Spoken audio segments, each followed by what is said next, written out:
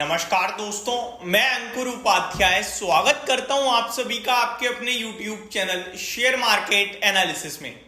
इस समय अगर सबसे ज्यादा डिमांडिंग चीज कोई है तो केवल यही है, एक सवाल कि ये जो स्टॉक्स की लिस्ट है ना इतनी बड़ी, इन स्टॉक्स में कितनी तेजी और बनेगी।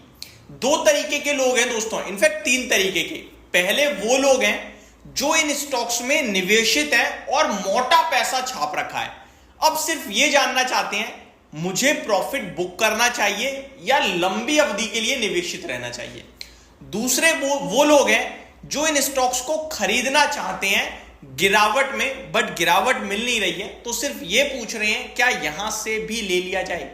और तीसरे उस किस्म के बंदे हैं जो वैल्यूएशंस को देखकर, भाव को देखकर डरे हुए हैं और कह रहे हैं कि इन स्टॉक्स में बड़ी करेक्शन, अगर करेक्शन नहीं भी आती है तो टाइम वाइज कंसोलिडेशन आ सकता है कभी भी किसी भी वक्त, और इन स्टॉक्स से अवॉइड, इन स्टॉक्स को दूर करना चाहिए, दूर रहना चाहिए।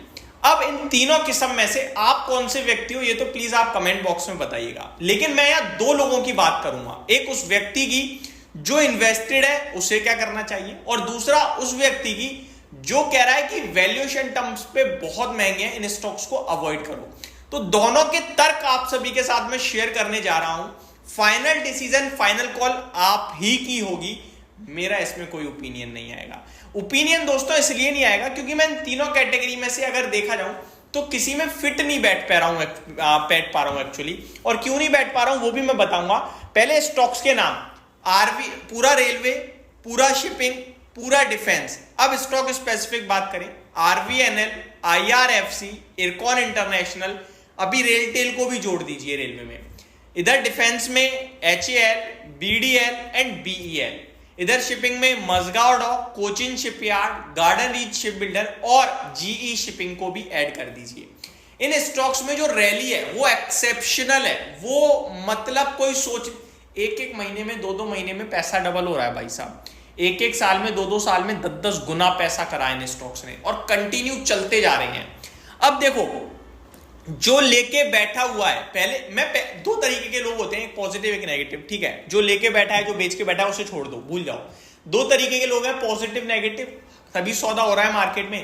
पॉजिटिव व्यक्ति क्या कह रहा है वो बताता हूं। पॉजिटिव व्यक्ति के तर्क ये है कि कंपनीज के जो हिस्टोरिक वैल्यूएशंस थे उन्हें मत देखो, क्योंकि हिस्टोरिक जो थे वो उसके हिसाब से थे जो उनके पास काम था।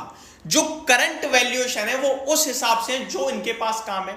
उस समय ऑर्डर बुक कितनी थी, अगर आप साल की 1000 करोड़ की सेल कर रहे हो तो 1000 करोड़ या 500 करोड़ की ऑर्डर बुक, 2000 करोड़ की ऑर्डर बुक है। लेकिन आज की डेट में ऑर्डर बुक कितनी है, आप 1000 करोड़ की अगर पूरी साल में सेल करते हो तो 10,000 करोड़ की आपके पास ऑर्डर बुक है, 10-10 गुना ऑर्डर बुक है। केवल इतना ही नहीं कि ऑर्डर बुक 10 गुना है, कंटिन्यू ऑर्डर्स आ रहे हैं, सरकार कंटिन्यू फोकस कर रही है। ऐसा नहीं है कि गवर्नमेंट की एक थीम थी, उनने बड़े ऑर्डर्स दिए, अभी सरकार कह रही है कि वो थीम कंप्लीट हो गई है, अब हम कहीं और फोकस करेंगे। नहीं, गवर्नमेंट अभी भी फोकस्ड है। एग्जांपल के रूप में रेलवे में वंदे भारत को, कितनी वंदे भारत ट्रेन बनाने की बात चल रही है, 40-44 हजार नए रेल के डब्बे बनाने की बात चल रही है। रीस्ट्रक्चरिंग चल रही है रेलवे स्टेशन की, एक मतलब एयरपोर्ट्स के मुकाबले के स्टेशन बनाने की बात चल रही है, तो वहां तो अभी और ऑर्डर आने बचे हैं। डिफेंस की बात करें तो अभी 4 दिन पहले ही सरकार कह रही है कि हमारा एक्सपोर्ट पे बड़ा फोकस है, 50,000 करोड़ के एक्सपोर्ट करने का लक्ष्य है FY29 तक, 5 साल में। तो छोटे टारगेट्स हैं क्या, हर साल 10,000 करोड़ के एक्सपोर्ट की बात चलने लगी है, छोटे हैं। शिपिंग की बात करें तो बजट में भी शिपिंग को लेकर कुछ नई अनाउंसमेंट आ सकती हैं। गवर्नमेंट कंटिन्यू बड़ा फोकस कर रही है शिपिंग पे, तो हर तरफ तो ऑर्डर और आने की उम्मीद है।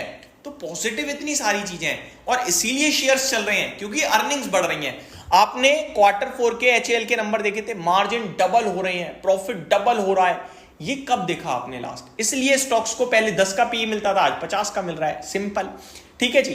अब नेगेटिव व्यक्ति क्या कह रहा है? नेगेटिव व्यक्ति भी यही कह रहा है कि जो ऑर्डर्स हैं कंपनी के, वो ऑर्डर एग्जीक्यूशन तो उसी टाइम फ्रेम में होगा ना। ऐसा तो है नहीं पहले आप 1000 करोड़ का काम करते थे, आज आप 10,000 करोड़ का काम एक साथ कर दोगे, ऑर्डर आ गए तो नहीं हो सकता। वर्क फोर्स नहीं है, उतना हो ही नहीं सकता स्पीड से काम, बनने की समय सीमा तो उतनी ही लगेगी। तो ऑर्डर डेफिनेटली है, लेकिन काम तो आप थोड़ी रेशियो में ही बढ़ा पाओगे, बहुत तेज तो बढ़ा नहीं पाओगे। और आपके multiple valuation, multi year valuation के हिसाब से आप बहुत महंगे हो, तो उसका ये कंसर्न है। इसलिए लेना वो भी चाहता है नेगेटिव भी, बट वो कह रहा है कि डिप मिलेगी तो, और डिप तो मिल ही नहीं रही, डिप मिल ही नहीं रही। अगर मैं HAL को 3000 पे डिप के लिए सोचता तो आज 6000 हो गया।